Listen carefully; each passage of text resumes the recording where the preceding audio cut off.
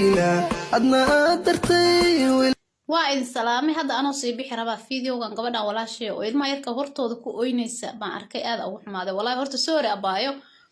mideeda kale gabadhan waxay tiri ninka ilmaha isku dhalnay ilmihii way kala tageen miyaa mise ma aqaan way isku dhaceen wuxuu yiri ilmaha ama isii ama biil kuma siinaayo horta runta idin sheega dumaro nin Soomaali inuu ilmo dhalo iyo inuusan dhalin ma kala jeclo runta idin sheega naagaha qaar ba waxay aaminsan yihiin ninku hadduu ilmo badan ay u dhasho inuu jeclaanayo toban ilaahu ma dhashay mataana wallahi inuusan kala jeclaynin nin dantiisa waa naag jikada u dhex taagnaata cuntada u karisa aan la tartamin ya idinka xalkiina muxuu marka dumarow waa inaa wax baratiin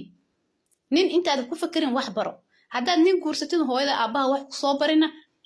ilmaha aad dhalisin iska joojiya wax barta bari kamal ilmiina